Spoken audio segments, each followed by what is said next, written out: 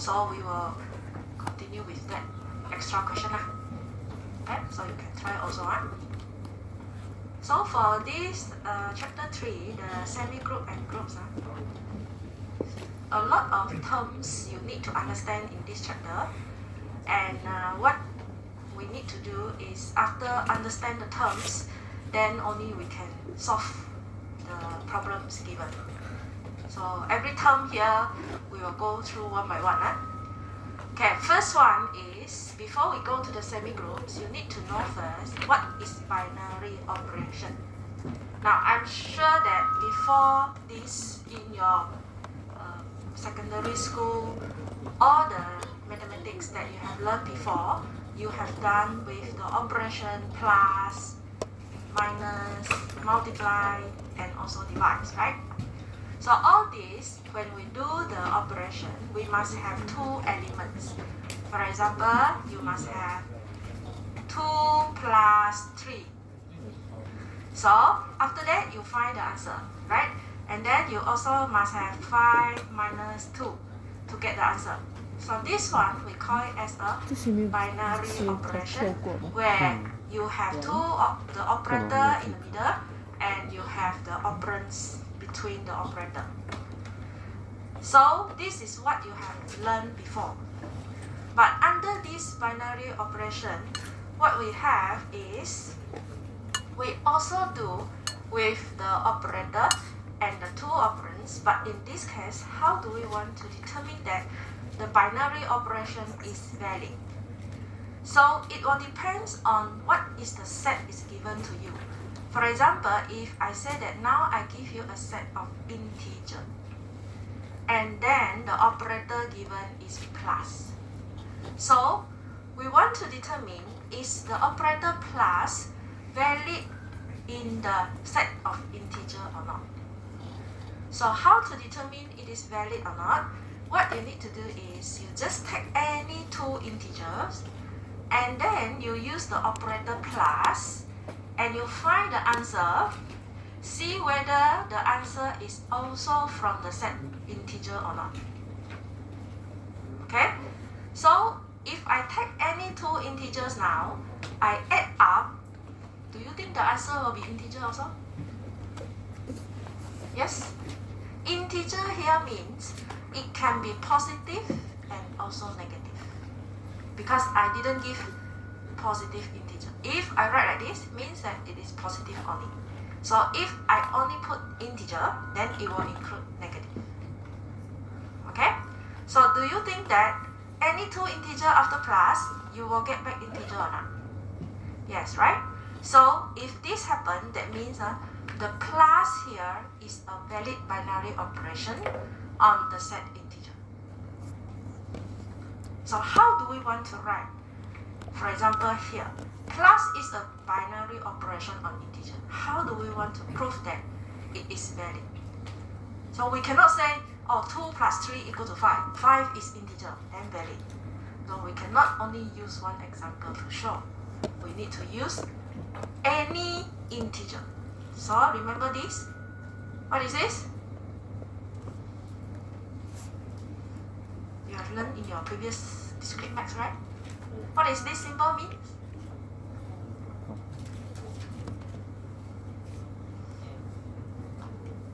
What quantifier is this? Huh? All right. Okay. For all the A and B which belongs to integer, after I take the operator plus, it will belongs to integer also. So any two integers, after you add it up, the answer will belongs to integer. Then you can say that plus in the set of integer is a valid binary operation.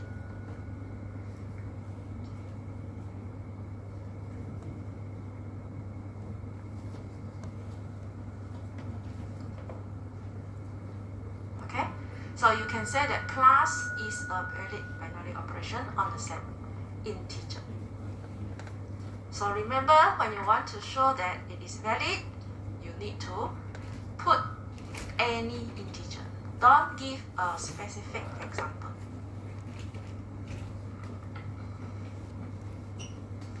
Okay? Now, if I ask you another operator, if I give you the integer positive with the operator minus, do you think that this is a valid binary operation? Valid or not?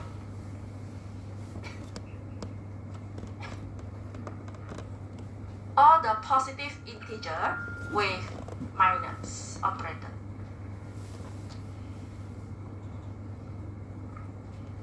If I take any two positive integer and minus each other, do you think the answer will be from positive integer also?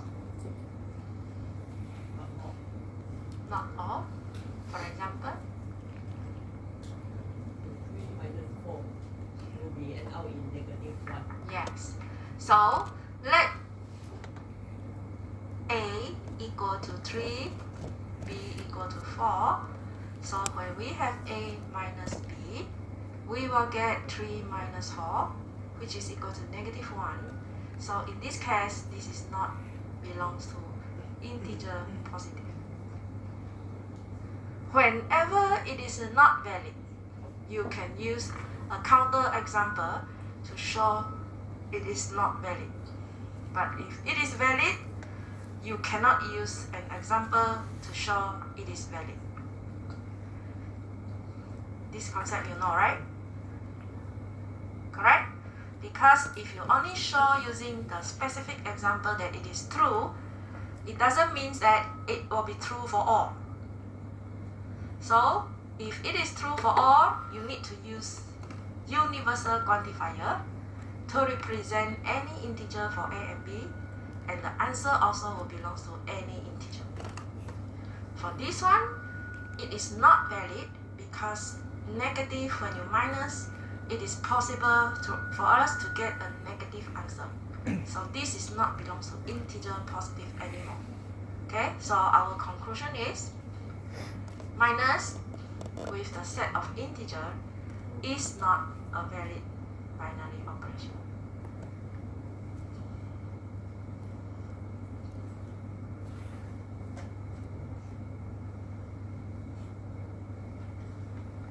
Okay, now you have the idea what is a binary operation here.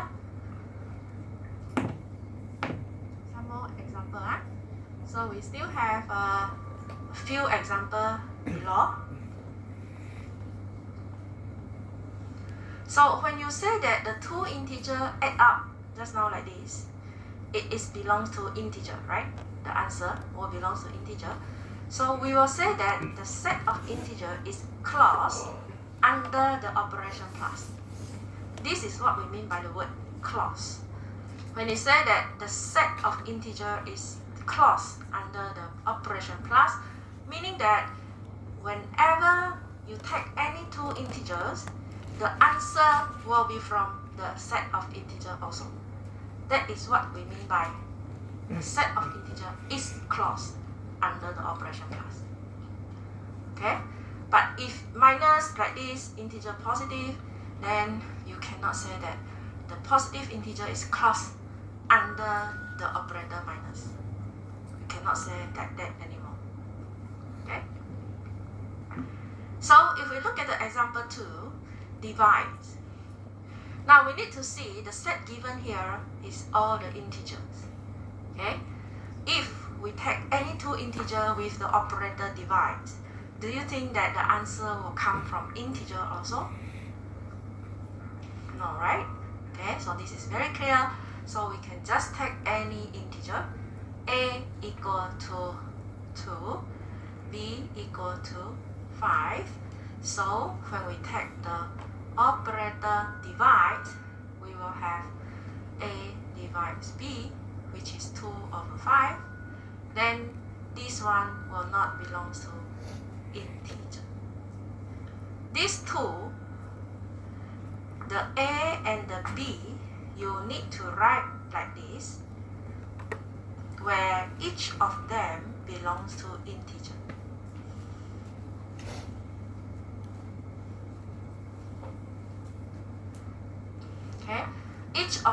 is come from the set given here. But after we do the divides, then it becomes not integer anymore. So the divides here is not a valid binary operation on integer.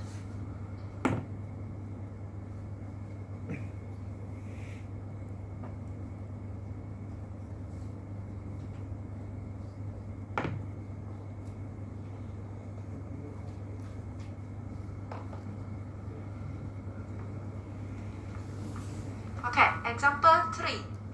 Union is a binary operation on a PS. What is PS again?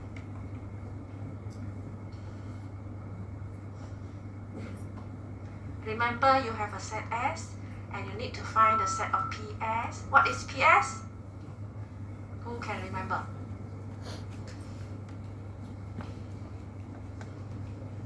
When do you study your discrete maths? Last semester, is it? Last year, which semester? First, second, third? Third. Third means still new, right? Now is your second year, first semester, right?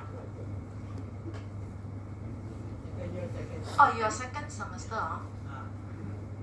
Okay. So, who still can remember this one? What is PS? Yeah, power set. Okay. What is the meaning of power set? If let's say I have a set S with 1 and 2, what is the power set? Means all the subset, right? So we will have empty set, set 1, set 2, and 1, 2. So this is the power set of 1 and 2. Now we want to determine, is this union a valid binary operation on power set or not? So meaning that if I take any two elements from this power set here and I do the union, do you think that I will get back the answer from the set S? Yes. Yes? Right? Okay, so empty set union with 1, you also get 1. Empty set union with 2, you get 2. And then empty set with 1, 2, you get 1, 2, and so on. So any of the element here union each other, you will also get it come from the set S. Right? So that's why union is a binary operation on the power set. Okay, so we can write for any A, B, this one is a set belongs to the power set. Then when you do the A union B, it will belong to the power set also.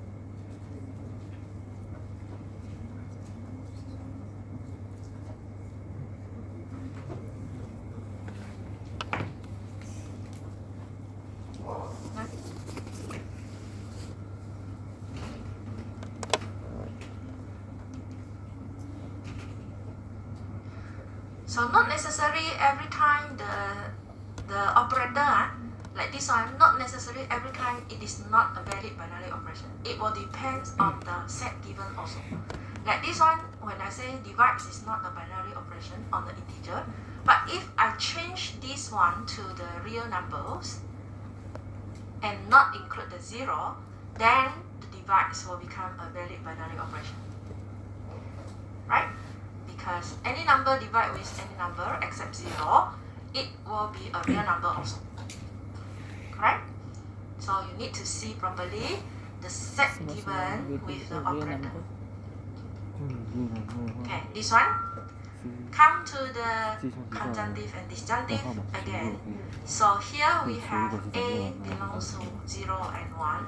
A have the elements of 0 and 1. And then the binary operation now is AND and OR. So we try to combine this and see whether the n here is a valid binary operation or not. So 0 and 0 is 0, 1, 1, 0, 1, 1. Okay. 0 or 0, 1, 1 or. Okay, so this is the n and o, the binary operator. And of course, we get the answer also belongs to the set A, right? So this is a valid binary operation on the set A.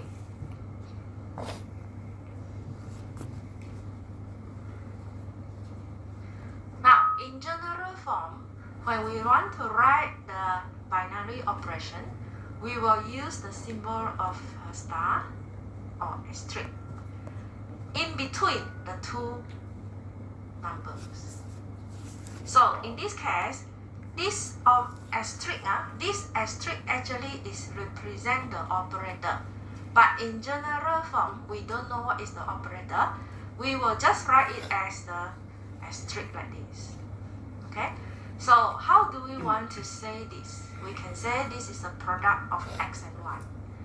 Or if they give you a and b, then you will say this is the product of x, a and b. So the operator, it will be given, the question will give you whether it is plus, minus, union, and, or, intersection, and so on. So whatever operator given, it will be replaced by this asterisk here. Okay? So the asterisk is just a general form. Now, after you know what is a binary operation, the next one is we go to the associative again. Remember what is associative law? If let's say I have plus, is this associative or not? Plus. Associative means we need to have three elements, A, B, C, and then we will do A, B first, then plus C, and then find the answer of B plus C, whether these two answers are the same or not. Will these two answers be the same?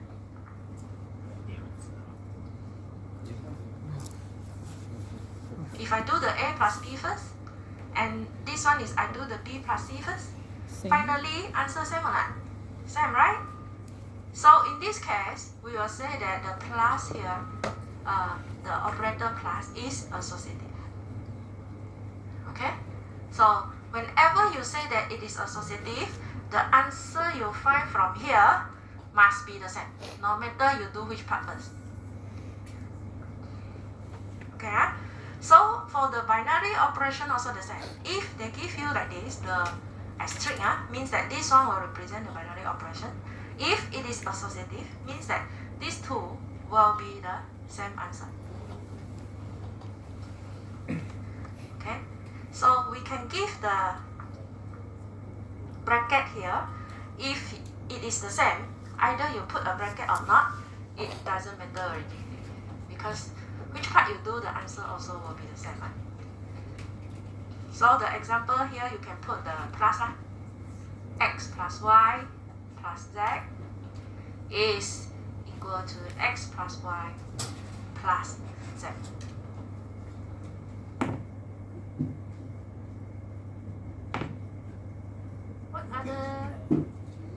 What other, do you have any other operator that it is associative?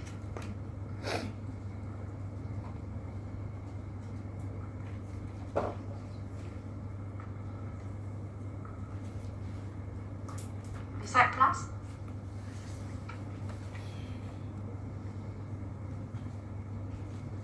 Minus associative or not?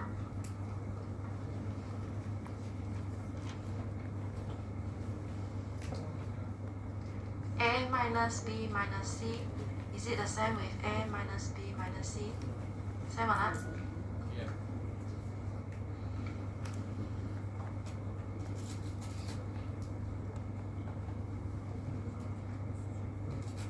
No, not same. Example.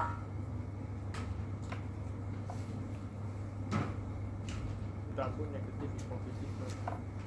What is the answer at the left?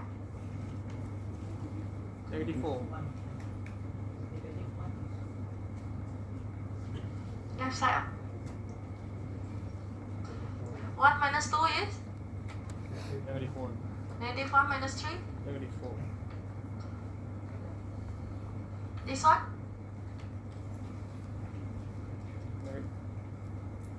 See, negative is 2. 2. Agree? Okay. So, these two are not the same, right? That means minus is not associative. Okay? N, is N associative?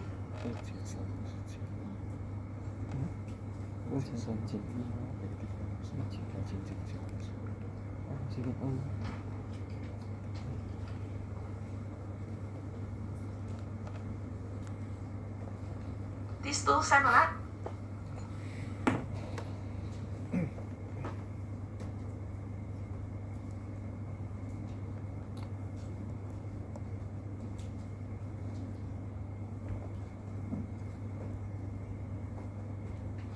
M 的话是一样的，没有问题啊，这个东西，我觉得 M 是一样的。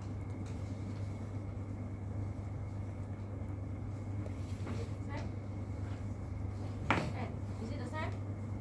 Same, right? Okay. So this one, when you do either 1 and 0 first or 0 and 1 first, then you will get the same answer also. So for N, it is also associative. Same also for OR, and then multiply. So all these are the example of associative. Okay? So now remember, if you want to show that something is associative, you need to prove like this. Using the general form and represent your xyz by the set given. If the set given to you is an integer, then you need to say for all the x, y, z belongs to integer, this x plus y plus z is equal to this.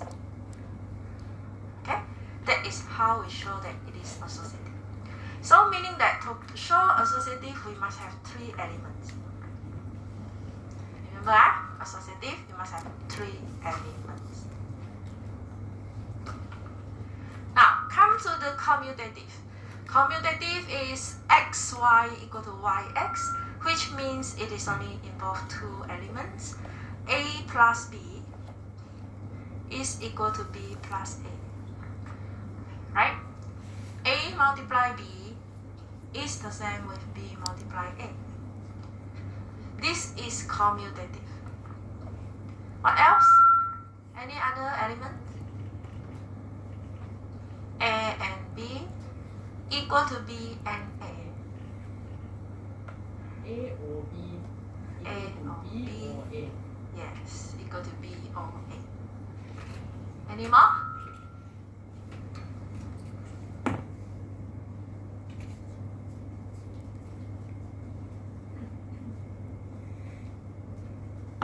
You still have others like A union B equal to B union A intersect B equal to B intersect A.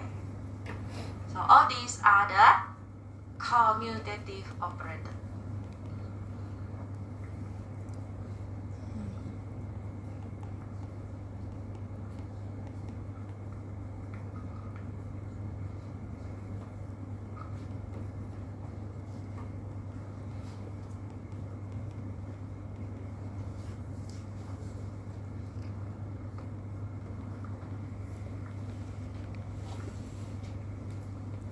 Okay, so now you already know what is a valid binary operation, what is associative, what is commutative, right? Come to the term in this chapter here, which is semigroup. Now, what is the meaning of a semigroup? If let's say you have a set given and with the valid binary operation, the operation is associative, then we will say that the operator with the set given is a semi-group. Okay, so you need to combine all the conditions that you have learned just now to say that it is a semi-group. It is a valid binary operation with the associative property.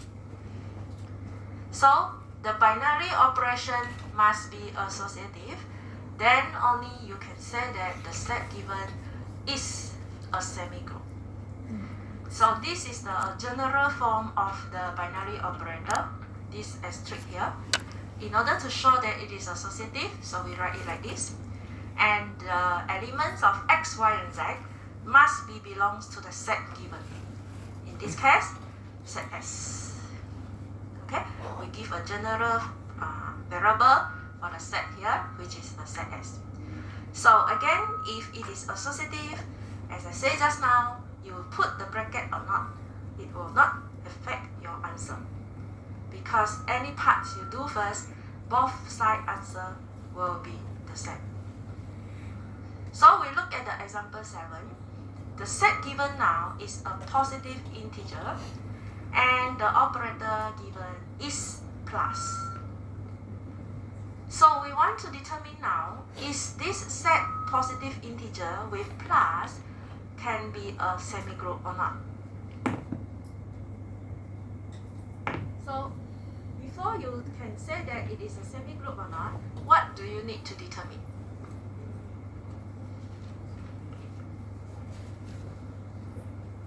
What do you need to determine in order to say that it is a semi-group? The condition I said just now is the operator must be associative, right? So you must determine the plus here, is it associative or not? Now we already know that plus is associative, so how do we want to show it? So we need to show that for all the A, B, C, which belongs to integer positive, A plus B plus C will be equal to A plus B plus C. This is to show that this class is associative, and to show that the set given is a semi-group.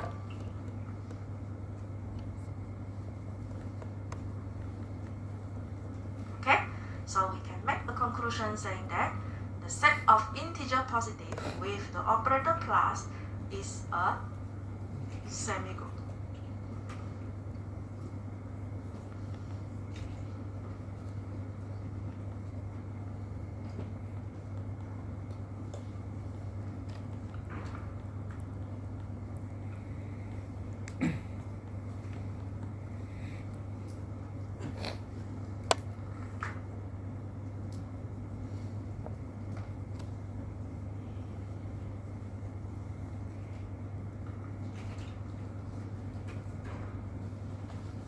Okay, so this is the method. How do we want to show that it is a semi-group?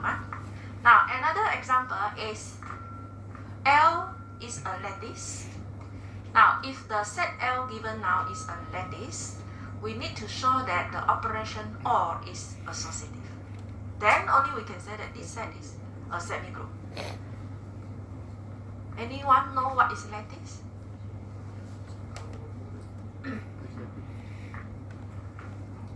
Now, lattice means you have learned the partial order set before, right? Hash diagram.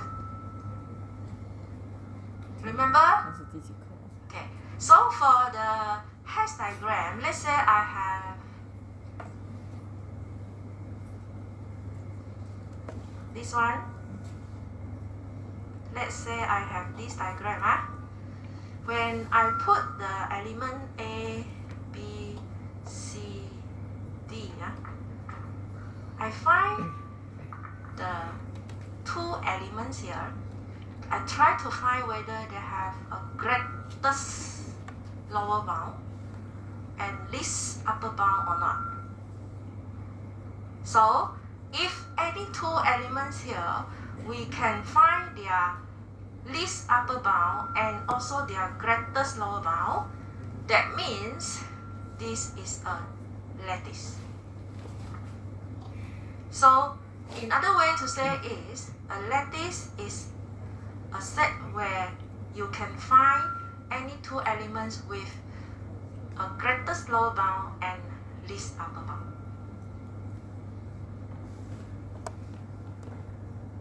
So if let's say I take A and C, if I take A and C, what is the greatest lower bound?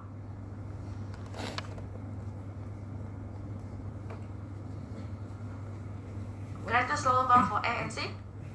A. A. Greatest lower bound for A and B? A.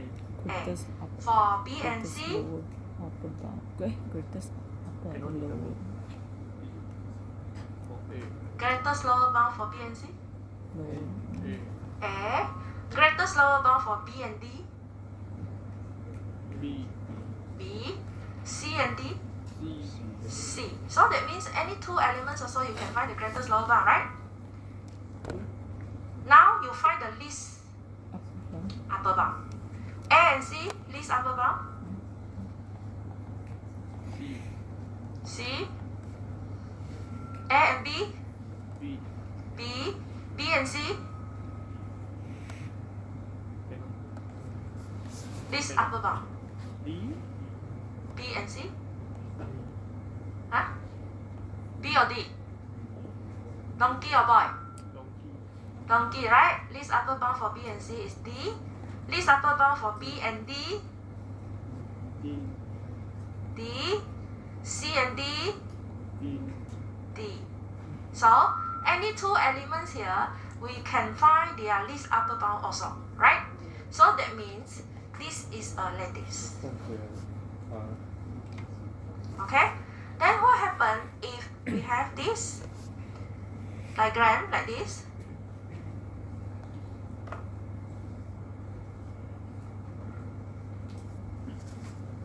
A, B, C, D. What is the greatest lower bound of C and D?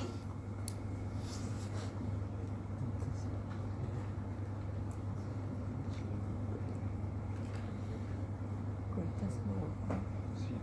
Greatest lower bound of C and D? D. Greatest lower bound. C. C. A, B, C, D. Which one? C. Correct? Greatest lower bound is C. What is the greatest lower bound of A and C?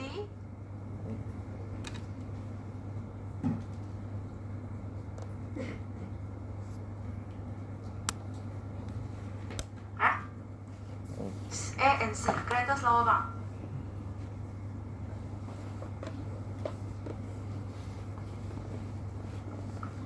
Or you find the lower bound first. What is the lower bound of A and C?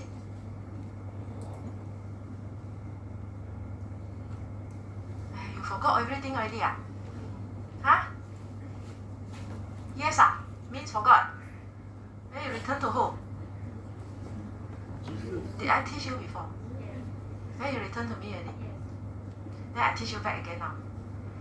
So the greatest lower bound of A and C should be C, right? Because the lower bound of A and C will be C and A lah. Right? So out of the A and C, the greatest is C. So that's why the greatest lower bound of A and C is C. Remember that? We said that the point must be less than or equal to, right? So the C now is less than or equal to C itself. So that's why when you find the lower bound, you need to include the C also. And out of A and C, the greatest is C. So same also for the B and C, the greatest lower bound will be C. Right? Okay. Now, what happens if I take the A and B? What is the greatest lower bound? A and B. What is the lower bound of A and B? Don't know. Don't have or don't know? Cannot determine. Don't have lower bound, isn't it?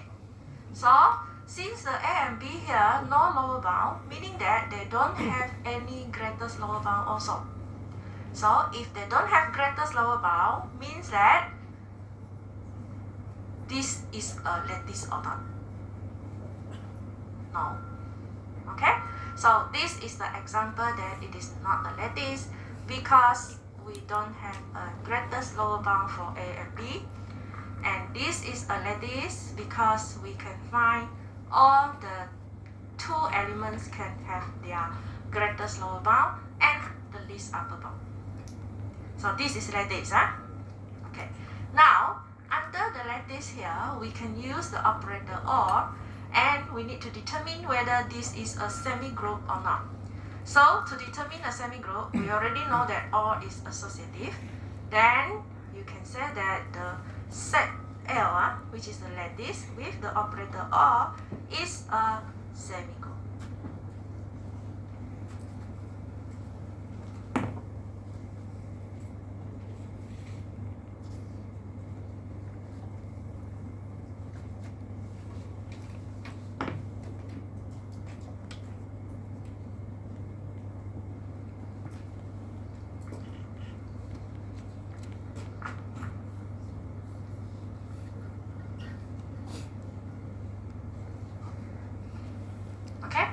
So now you know what is the example of semigroup already, right? You have the lattice here with OR. You have the set of positive integer here with plus. This is the example of a semigroup. Okay? As long as you are able to determine that the operator with the set given is associative. Now, another example, if let's say you have a set A, the A here is a set of symbols inside. A asterisk represent the string form from the set A. For example, if let's say my set A, I have A and B, and then I want to form a string from this A. So, what are the strings that we can have? First one, let's say I have alpha. We have the string of AA. Beta, I have the string of AB. Gamma, I have the string of BB. So now I have 3 here. And I want to determine is this associative or not.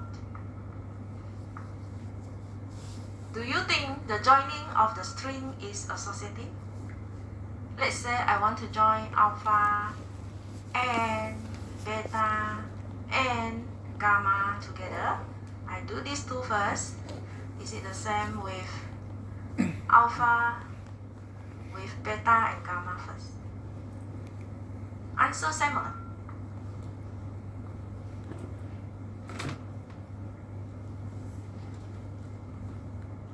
You try to solve using the one I give here.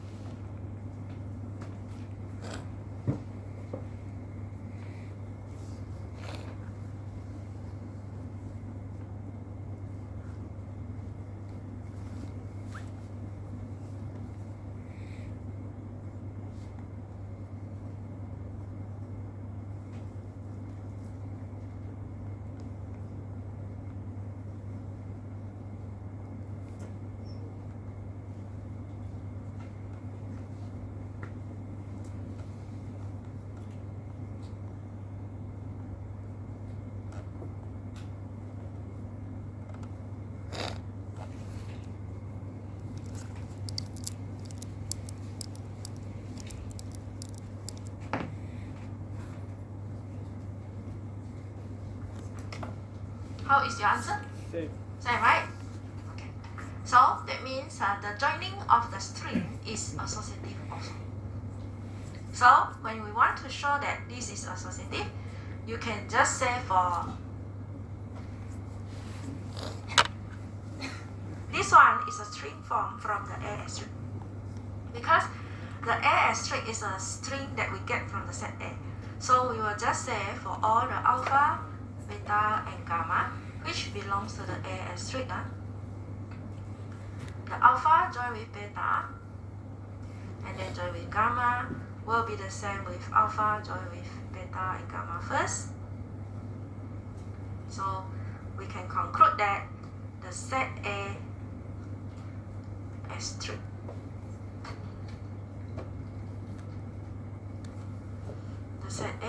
which is a string with the operator of joining of the string is a semigroup.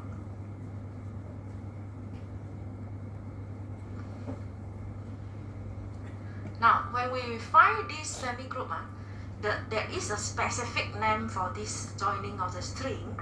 We will call this as a free semigroup. So we call this free semigroup. Generated by A.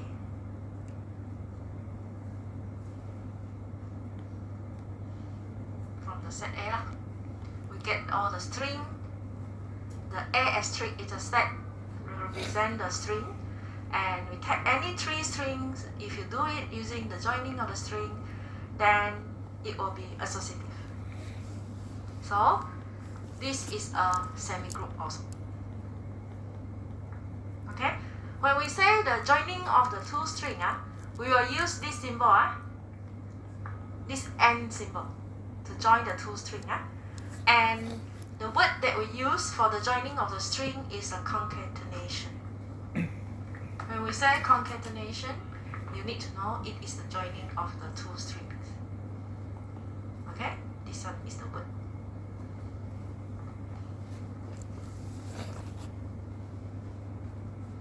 So it is still the same concept like the semigroup. The only thing we have is we will have a specific name for the joining of the string. We can call this as a free semigroup. Okay? Only the name a little bit different. So we have done with the example for semigroup. Any question for this?